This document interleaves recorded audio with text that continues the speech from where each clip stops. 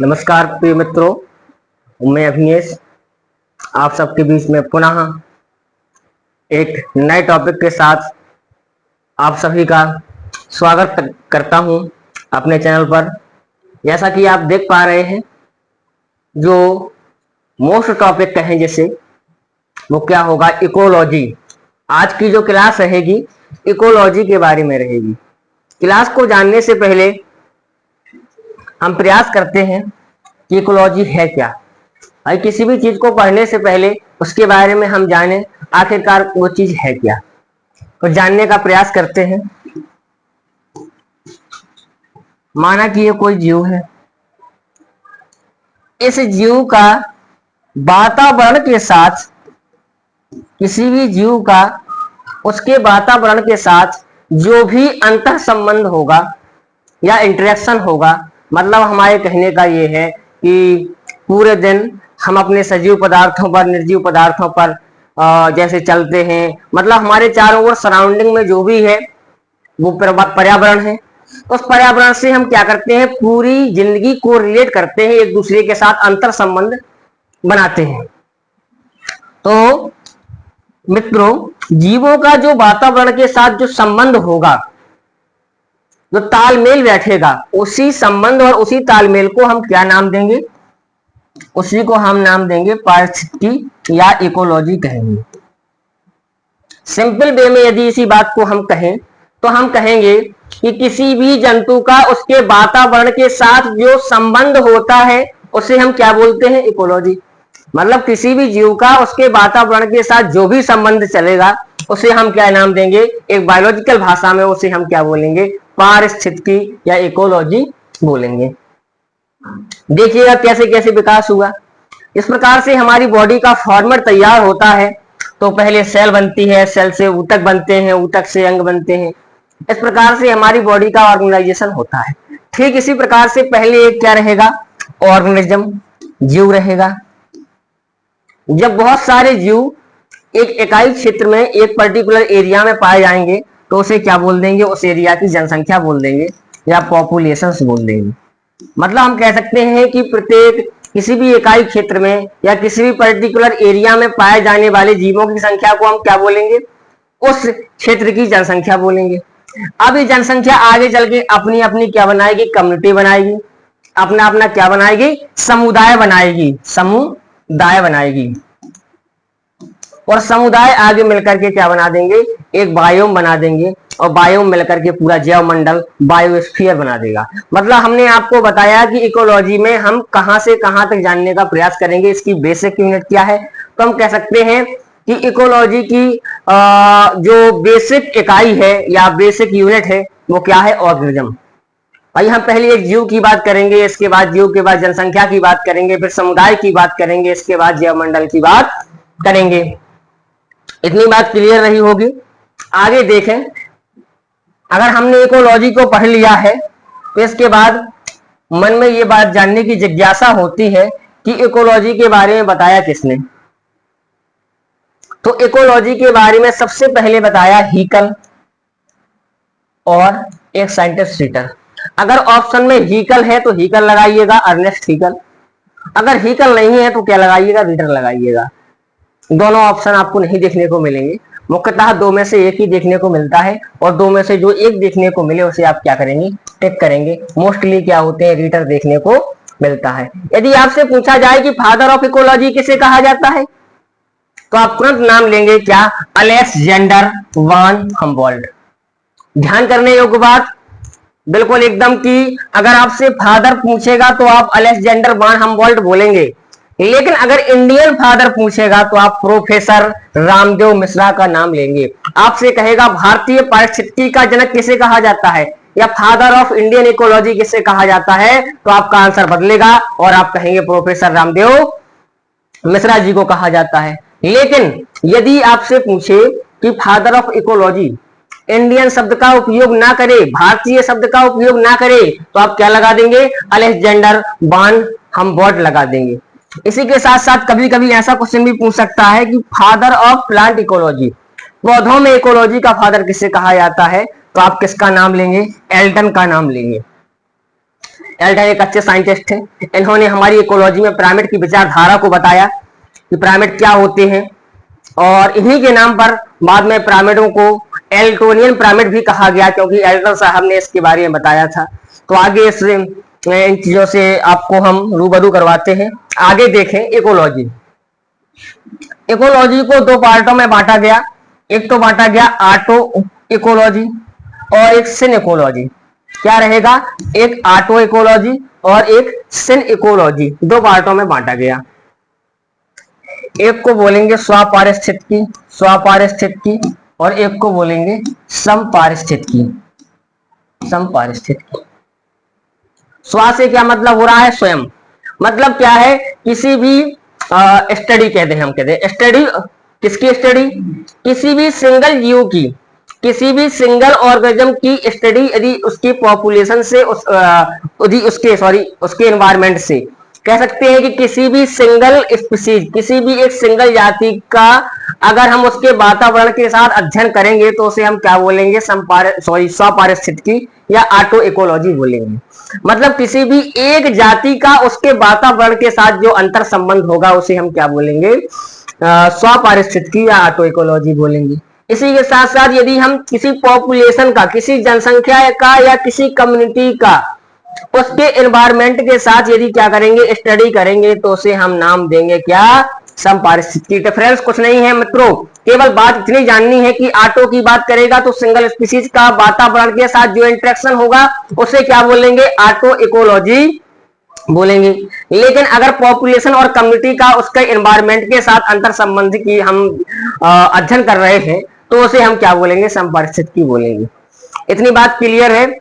आगे पूछता है कि ये जो स्वपारिस्थितिकी और समपारिस्थितिकी, ऑटो इकोलॉजी और सिन इकोलॉजी के कॉन्सेप्ट दिए गए थे, ये किसने इस बारे में बताया था? तो आप नाम लेंगे किर्चनर एंड श्रोइटर। किर्चनर और श्रोइटर दो साइंटिस्ट थे। इन्होंने इकोलॉजी को दो पार्टों में बांटा। एक को तो ऑटो इकोलॉजी कहा, एक को सिन इकोलॉजी कहा। ऑटो में सिंगल स्पीसीज का उसके एनवायरमेंट के साथ जो अध्ययन होगा उसे ऑटो इकोलॉजी कहा जाएगा, और जो किसी कम्युनिटी या पॉपुलेशन का उसके एनवायरमेंट के साथ इंटरेक्शन होगा उसे क्या बोलेंगे? सिन इकोलॉजी बोलेंगे। इसके बाद बहुत मोस्ट इंपॉर्टेंट टॉपिक 10% का नियम, 10% का नियम किसने दिया था? पहली बात तो एक साइंटिस्ट थे लिंडमैन, इन्होंने 10% का नियम दिया। जानने का प्रयास करते हैं 10% का नियम क्या है। 10% का नियम क्या है? जैसे ही हम किसी पिरामिड में, जैसे हमने देखा कोई ऊर्जा का पिरामिड है, ऊर्जा के पिरामिड में जब हम एक पोषक स्तर से दूसरे पोषक स्तर पर जाते हैं, मतलब हम कह सकते हैं कि एक ट्रॉफिक लेवल से दूसरे ट्रॉफिक लेवल पर हम जैसे ही जाएंगे तो 90% ऊर्जा कैसी हो जाएगी? ह्रास हो जाएगी। केवल 10% ऊर्जा का ही क्या होगा? ट्रांसफर होगा। ऐसी यदि एग्जाम्पल से हम आपको समझाने का प्रयास करें तो आपके सामने एक पिरामिड दिया गया है। इस पिरामिड में हमने पोषक स्तर लगातार लिखे हैं। पोषक स्तर फर्स्ट, पोषक स्तर सेकंड, पोषक स्तर थर्ड और पोषक स्तर फोर्थ। मैंने देखा कि पोषक स्तर पहले पर 1000 किलो कैलोरी ऊर्जा है, जो दूसरे स्तर पर जाते वक्त कितनी हो जा रही है? 100 हो जा रही है। मतलब क्या हो रहा है? 90% ऊर्जा क्या हो गई है? खत्म हो गई है। केवल 10% क्या हो रही है? ट्रांसफर हो रही है। इसी के साथ आगे बढ़े हम, यदि आगे बढ़े तो हमने देखा 100 से कितनी बच रही है? 10 बच रही है। फिर 90% का ह्रास हो रहा है और 10 से 1 बच रही है। तो हम लगातार एक पोषक स्तर से दूसरे पोषक स्तर पर जाने में देख रहे हैं कि 90% ऊर्जा खत्म होती जा रही है, केवल 10% ही पहुंच रही है। यही कारण है कि इसे 10% का नियम कहते हैं। देखें क्या लिखा है, एक पोषक स्तर से दूसरे पोषक स्तर पर जाने से 90% ऊर्जा का ह्रास हो जाता है, केवल 10% ऊर्जा ही क्या होती है? स्थानांतरित होती है। मित्रों बात क्लियर हो गई होगी ग्राफ के माध्यम से। यही कारण है कि ऊर्जा का पिरामिड हमेशा अपराइट बनता है। आपसे कभी भी क्वेश्चन पूछा जाए कि ऊर्जा का पिरामिड कैसा होगा तो आप कहेंगे, किसी भी केस में बात कर ले, चाहे वो तालाब की बात कर दे, आपसे कहे तालाब के परितंत्र में ऊर्जा का पिरामिड कैसा होगा, आपसे बात करेगा जीव संख्या के केस में कैसा होगा, आपके केस में कैसा भी पूछे, सॉरी किसी भी परितंत्र में पूछे, जीव संख्या तो नहीं पूछेगा, किसी भी परितंत्र में तालाब की बात करे, चाहे वो आपसे वन की बात करे, चाहे किसी एक कह सकते हैं वृंग की बात करें, चाहे किसी एक वृक्ष की बात करें, चाहे किसी जीवशाला एक्वेरियम की बात करें, मतलब किसी भी परितंत्र में यदि आपसे बात करेगा तो आप सिंपली आंसर लगाएंगे कि ऊर्जा का प्रमाण हमेशा हमेशा के लिए सीधा होता है, क्योंकि एक पोषक स्तर से दूसरे पोषक स्तर पर जाएंगे, ऊर्जा का ह्रास होगा, ऊर्जा का ह्रास होगा, लगातार कमी आएगी, तो पिरामिड कैसा रहेगा? सीधा रहेगा। इतनी बात क्लियर है। इसी के साथ साथ एक बेसिक क्वेश्चन भी पूछता है, बिल्कुल बेसिक क्वेश्चन है, पृथ्वी पर ऊर्जा का एकमात्र स्रोत, कहता है कि पृथ्वी पर ऊर्जा का एकमात्र स्रोत क्या है? तो सिंपल सा है, सभी लोग लगा लेते हैं, लेकिन बताने का प्रयास कर रहा हूं, सूर्य का प्रकाश, सनलाइट। पृथ्वी पर ऊर्जा का एकमात्र स्रोत है, प्राकृतिक इस पर किसी का क्या है? कोई इकलौता अधिकार नहीं है। मतलब क्या है? यदि आपसे पारिस्थितिकी की बात करेगा और आपसे पूछेगा कि पृथ्वी पर सूर्य का प्रकाश क्या है, ऊर्जा का एकमात्र स्रोत है, आप ऐसा क्वेश्चन देखें तो आंसर तुरंत लगाएं। बात पिरामिड की देखने को आ रही है कि पिरामिड क्या है। जानते हैं पिरामिड क्या है? पिरामिड में हमने देखा कि जो पिरामिड का कॉन्सेप्ट दिया था वो एल्टन नाम के साइंटिस्ट थे, उनने पिरामिड की विचारधारा को सबसे पहले दिया, और यही कारण था कि इनको एल्टोनियन पिरामिड के नाम से भी जानते हैं। फिर इसके बाद पिरामिड के टाइप की बात आती है, तो पिरामिड मुख्य रूप से 3 प्रकार के होते हैं। कौन कौन से होते हैं? या तो जीव संख्या का पिरामिड हो सकता है, या जीव भार का पिरामिड हो सकता है, या फिर ऊर्जा का पिरामिड हो सकता है। अटेंशन प्लीज, थोड़ा सा समझने का प्रयास करें कि जैसे मैंने कहा कि ये कोई पिरामिड है, 2 मिनट की बात है, कभी भी पिरामिड से आने वाला क्वेश्चन गलत नहीं होगा, तो अटेंशन बनाए रखें। कह रहा है कि ये कोई पिरामिड है, यदि आपसे कह रहा है क्या है? जीव संख्या का पिरामिड है। संख्या का मतलब नंबर से हो गया है। अगर लगातार नंबर क्या हो रहा है? डिक्रीज हो रहा है। जैसे हमने कहा कि यहाँ पर नंबर 10 है, यहाँ पर नंबर 9 है, यहाँ पर नंबर 8 है। अगर लगातार क्या हो रहा है? डिक्रीज हो रहा है, तो नंबर यहाँ ज्यादा है, तो यहाँ क्या होगा?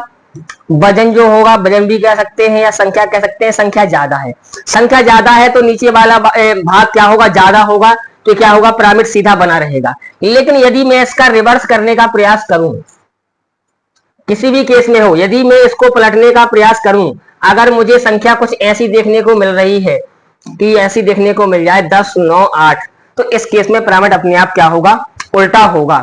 क्यों? क्योंकि हम संख्या के बेस पर देख रहे हैं और शीर्ष पर संख्या ज्यादा हो गई है। अगर शीर्ष पर संख्या ज्यादा हो गई है तो पिरामिड अपने आप क्या होगा? नीचे की ओर हो जाएगा, और उस पिरामिड का नाम हम क्या बोल देंगे? उल्टा बोल देंगे। जैसे यदि आपको समझाने का प्रयास करूं कि मैंने कहा जीव संख्या में एक वृक्ष का पिरामिड कैसा होगा, अटेंशन बनाए रखें। मैंने कहा कि एक वृक्ष पर जीव संख्या का पिरामिड कैसा होगा, तो प्रयास करिएगा। आपको पता है किसी भी पारिस्थितिक तंत्र में, किसी भी पारिस्थितिक तंत्र में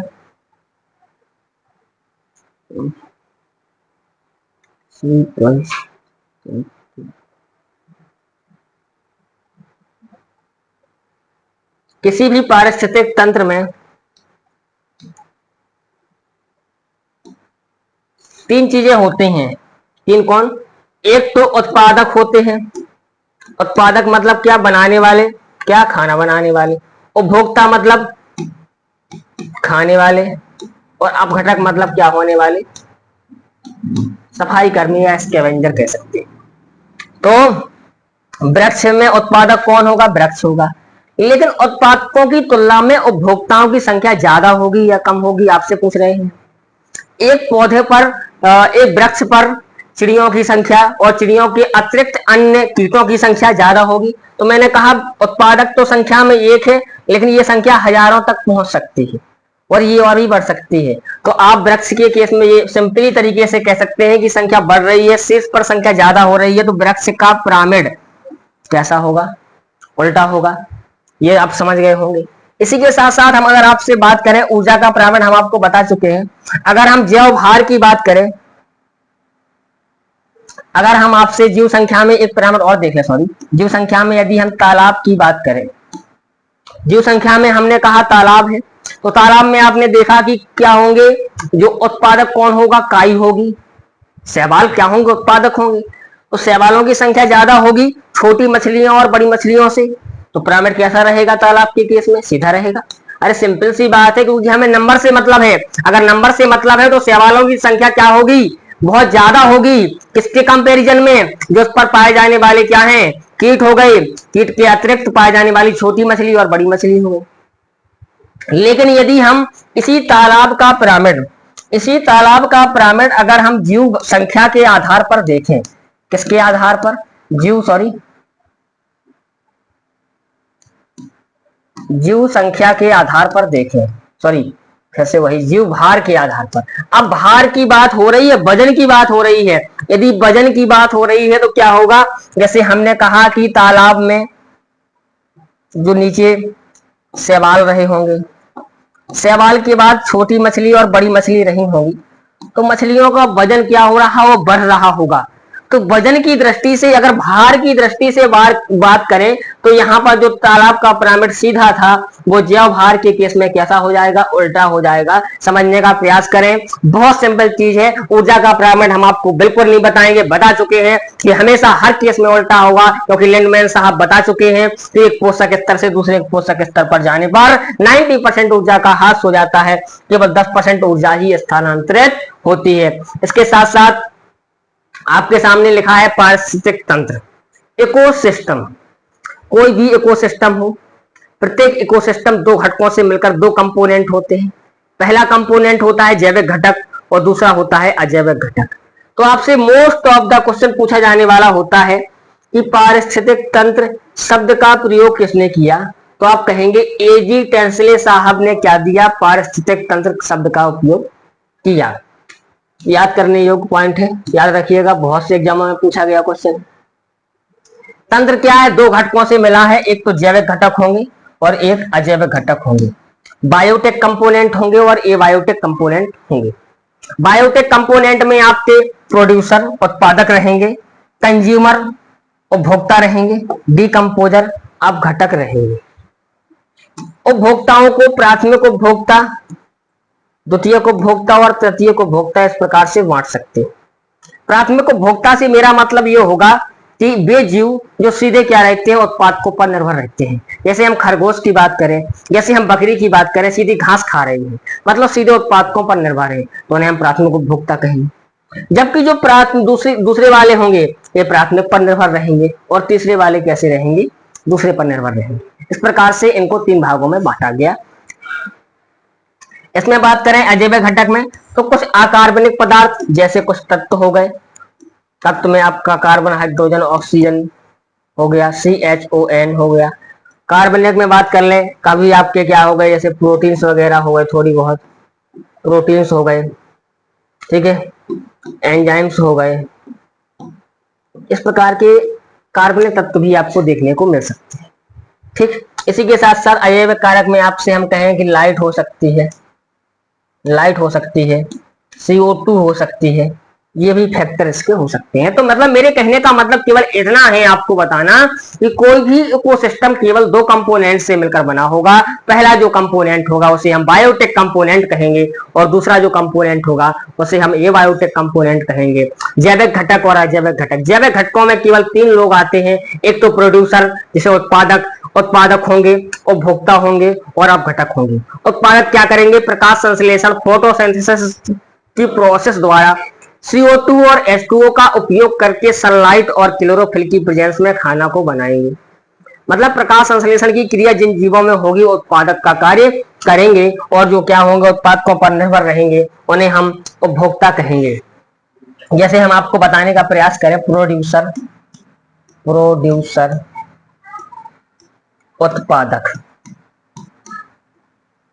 उत्पादक, उत्पादक क्या है, उत्पादक क्या है, प्रकाश संश्लेषण, प्रकाश संश्लेषण द्वारा क्या करें, कार्बोहाइड्रेट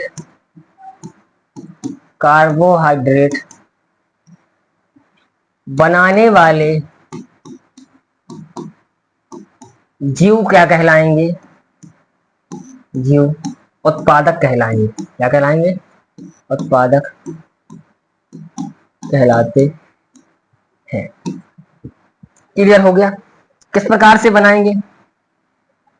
आपको पता है कि CO2 और H2O कंबाइन करेंगे, लेकिन सूर्य का प्रकाश होना चाहिए। सूर्य के प्रकाश के साथ साथ क्लोरोफिल की प्रेजेंस होनी चाहिए। इतना यदि है तो C6H12O6 बन जाएगा, O2 भी निकल जाएगी।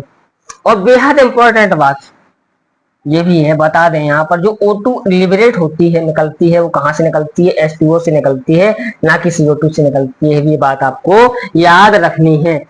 एक का क्या हो रहा है? ऑक्सीडेशन हो रहा है, एक का रिडक्शन हो रहा है। मतलब ये ऑक्सीडेशन रिडक्शन प्रक्रिया भी है, ऑक्सीकरण अपचयन प्रक्रिया भी है।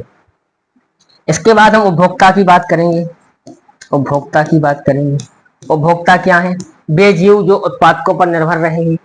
अब निर्भरता का पैटर्न अलग हो सकता है कि इन्हें 3 भागों में बांटा जा सकता है। प्राथमिक हो सकते हैं, द्वितीयक हो सकते हैं, तृतीयक हो सकते हैं। जो जिस तरीके से क्या है उत्पादकों पर निर्भर है, उसे उस तरीके का उपभोक्ता कह दिया। अब घटक का मतलब होता है सड़े गले पदार्थों को क्या कर देना? डिग्रेड कर देना, या कर देना फिर से जटिल कार्बनिक पदार्थों को सरल कार्बनिक पदार्थों में तोड़ देना। ये क्या होता है? अब घटकों का कार्य होता है।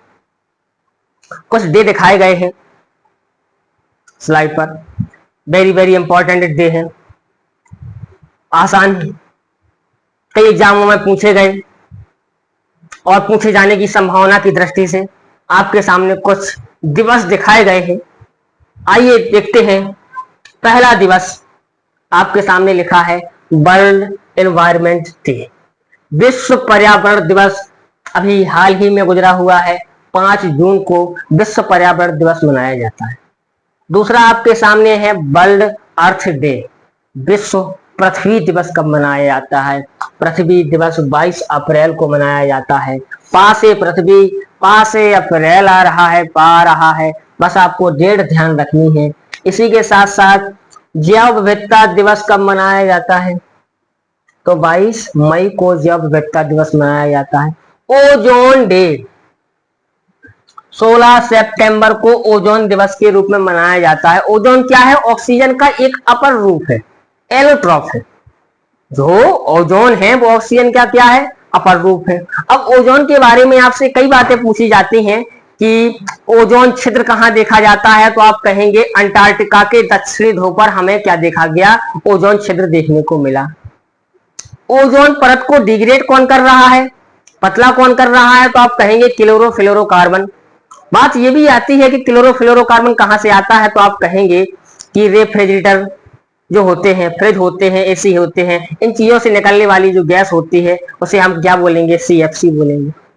इस CFC से क्या होता है? लगातार ओजोन परत पतली होती जा रही है। अब इन्होंने कहा ओजोन परत पतली होती जा रही है, इसे हम मापते किससे हैं? तो डॉप्सन इकाई से नापेंगे।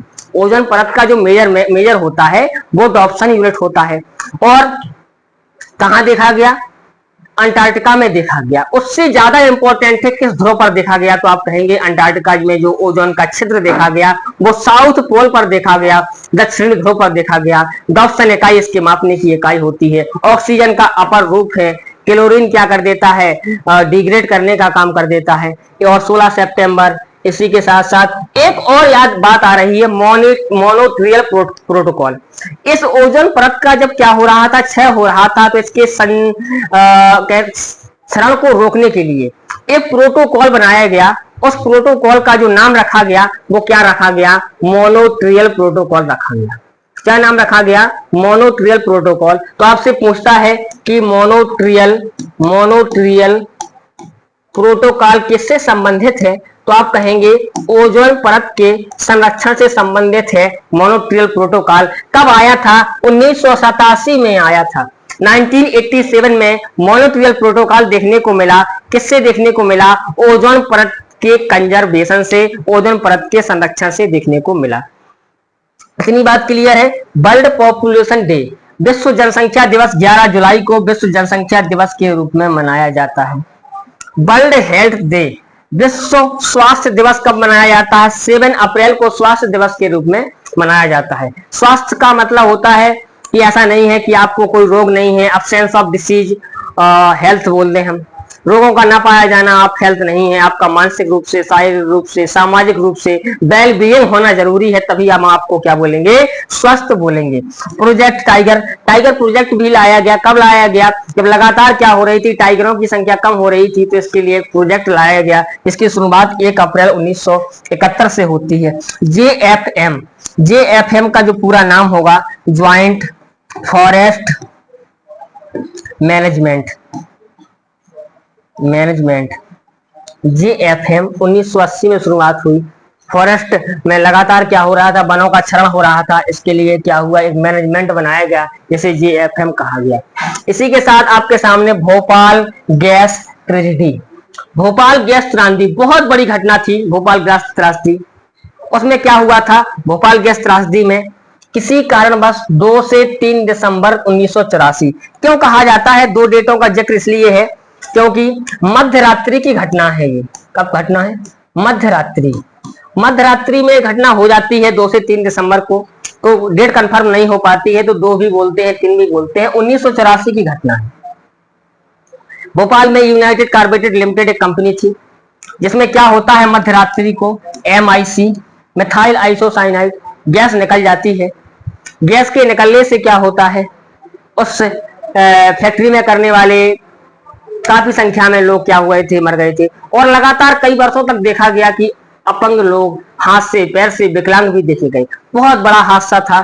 इसे क्या कहा गया? भोपाल गैस त्रासदी कहा गया। इसके बाद अर्थ समिट 1992 में ब्राजील और रियो दी जेनेरियो से शुरू होता है। सभी लोगों को पता है, पृथ्वी शिखर सम्मेलन भी कह सकते हैं। इसी के साथ वर्ल्ड का जो सम्मेलन 2002 की बात करता है। और रामसर सम्मेलन, रामसर संधि की बात करेगा या आपसे पूछे कि वेटलैंड डे, विश्व आर्द्र भूमि दिवस, क्या बोलेगा? विश्व आर्द्र भूमि दिवस, वेटलैंड डे, आर्द्र भूमि दिवस, तो आप 2 फरवरी बोलेंगे। और रामसर संधि की बात करेगा आपसे तो 2 फरवरी 1971 आप कहेंगे। यदि आपसे आर्द्र भूमि दिवस पूछेगा तो आप क्या लगा देंगे? 2 फरवरी लगा देंगे। तो मध्य रात्रि की घटना हो गई, इसलिए 2 डेटों पर कंफ्यूजन हो गया। या तो 2 दिसंबर के बाद हो सकता है, 3 भी हो सकता है। तो कोई भी बुक्स आपको कंफर्म नहीं करती है कि भोपाल गैस त्रासदी कब हुआ था, क्योंकि रात के 12 के बाद तारीख बदल रही थी। 2 से 3 दिसंबर 1984 की बात कह दी गई। यूनाइटेड कार्बेट लिमिटेड एक कंपनी थी भोपाल में, उससे MIC gas, methyl isocyanide gas के रिस जाने से क्या हो रही थी? लाखों की संख्या में वहां के वर्कर मारे गए थे। और कई सालों तक, कई वर्षों तक ये देखा गया कि वहां पर आज भी लोग क्या हो रहे थे? अपंग पैदा हो रहे थे। तो बहुत बड़ी घटना थी। इसी के साथ एक चेरनोबिल घटना भी है। चेरनोबिल घटना, इसके बारे में भी आपसे पूछता है। जापान का क्योटो प्रोटोकॉल भी आपसे पूछता है। चेरनोबिल घटना भी पूछ सकता है। तो आगे जो हमारा पार्ट 2 रहेगा इकोलॉजी का, इकोलॉजी बहुत बड़ी ब्रांच है और सब एग्जामों में पूछी जाती है। तो आगे 2 पार्टों में आपको क्योटो प्रोटोकॉल के साथ, चेरनोबिल घटना के साथ, और कहने का मतलब कार्बन डेटिंग के साथ बताया जाएगा। इसके साथ कुछ टर्म आपके सामने दिए गए हैं, पूछे जाते हैं कि इस शब्द का प्रयोग, टर्म का मतलब शब्द किसने दिया था? तो पहला जो शब्द है आपके सामने वो ये है कि इकोसिस्टम शब्द किसने दिया था? तो आप मानवर आप बोलेंगे एजी टेंसले साहब, एक साइंटिस्ट थे, उन्होंने दे दिया क्या? इकोसिस्टम। बायोडाइवर्सिटी, जैव विविधता शब्द का प्रयोग क्या किया? विल्सन और रोजन ने किया। विल्सन भी कह सकते हैं और रोजन भी कह सकते हैं, इन्होंने ये कर दिया। टरेसन नाम के साइंटिस्ट थे, उन्होंने इकोटाइप शब्द दिया। क्या दिया? इकोटाइप। फिर इसके बाद निके शब्द एक आता है जिसे ग्रीनिल ने दिया था। किसने? ग्रीनिल ने दिया था, ये भी पूछा गया है। ग्रीनिल दिया। की स्टोन स्पीसीज पेनी ने दिया था। और हॉट स्पॉट के बारे में मेयर ने बताया था। तप्त स्थल के बारे में किसने बताया था? मेयर ने बताया था। इसके साथ अगली वीडियो में हम आपको ये भी बताएंगे कि जो जैव विविधता का कंजर्वेशन होता है वो 2 प्रकार से होता है। एक तो इंसिटू कंजर्वेशन होता है, एक एक्सिटू कंजर्वेशन होता है। इंसिटू एक्सिटू का मतलब क्या हुआ? स्वस्थानीय और बहिस्थानीय कंजर्वेशन होता है। यदि किसी भी जीव को या किसी भी स्पीशीज को उसी स्थान पर संरक्षित कर दिया जाता है तो उसे स्वस्थानीय संरक्षण कहते हैं। और यदि आगे कहीं संरक्षित किया जाता है, मतलब हमारे कहने का ये है कि आपको स्वस्थानीय संरक्षण के बारे में, वही स्थानीय संरक्षण के बारे में, क्योंकि आपसे 4 विकल्प देता है और पूछता है इनमें से इन सिटू कौन नहीं है, इन सिटू कौन नहीं है, एक्स सिटू कौन नहीं है, तो आपको ट्रिक के माध्यम से बेहतरीन तरीके से यह भी बताया जाएगा। पहली बात। दूसरी बात, इसमें आपको एनवायरमेंट की कुछ चीजें, एनवायरमेंट की चीजें, इसके साथ साथ आपको एक बेहद इंपॉर्टेंट टॉपिक बताया जाएगा, कौन कि प्रतिस्पर्धा क्या है। जीवों का संबंध जो था उसमें प्रतिस्पर्धा भी हो सकती है, प्रतिस्पर्धा क्या है। इसके बाद सहोपकारिता क्या है, सहोपकारिता क्या है। इसके बाद सहजीविता क्या है, सहजीविता क्या है, किसको लाभ किसको हानि, ये सारी की सारी चीजें आपको बेहतरीन तरीके से बताई जाएंगी। और बची हुई जो भी चीजें हैं उनको ध्यान में रखते हुए इसके बाद कुछ ग्राफ भी दिए गए हैं। मतलब कहने का हमारा ये होगा कि सेकंड पार्ट में हम इकोलॉजी का ऐसा कोई भी टॉपिक नहीं छोड़ेंगे जो आपकी कवरेज से क्या हो या आपकी एग्जाम की दृष्टि से बाहर हो। आप किसी भी एग्जाम में बैठे, एक लोवेस्ट एग्जाम से, मतलब कहने का मतलब बायोलॉजी के किसी भी स्पेसिफिक एग्जाम में बैठेंगे आप, इकोलॉजी से आने वाले सारे के सारे क्वेश्चन आपके हम विश्वास दिलाते हैं कि सॉल्व होंगे, चाहे वो छोटे स्तर का एग्जाम हो चाहे बड़े स्तर का एग्जाम हो। तो कंटिन्यू हमारी क्लास के साथ जुड़े रहें। आज का जो टॉपिक था, आज का जो टॉपिक हमने देखा वो क्या था, सॉरी, इकोलॉजी से शुरुआत हुई थी, इकोलॉजी से शुरुआत हुई थी। हमारा जो टॉपिक था इकोलॉजी था। इकोलॉजी का जो पार्ट 2 है वो आपको कल शाम तक क्लास उसकी मिल जाएगी। इकोलॉजी के पार्ट 2 की क्लास भी कल शाम तक आपको मिल जाएगी। तो पार्ट 1 देखें, पार्ट 2 देखें। जैसे ही हमारा पार्ट 2 होता है तो इसकी एमसीक्यूज, बेहतरीन एमसीक्यूज जो एग्जाम की दृष्टि से महत्वपूर्ण है और पूछे गए हैं और पूछे जाने की संभावना है, उनको लेकर हम आप सबके बीच उपस्थित होंगे। एक बार पुनः मैं आप सभी का अपने चैनल एम ऑनलाइन क्लासेस पर आपका हृदय तल की गहराइयों से स्वागत करता हूं। बहुत बहुत धन्यवाद।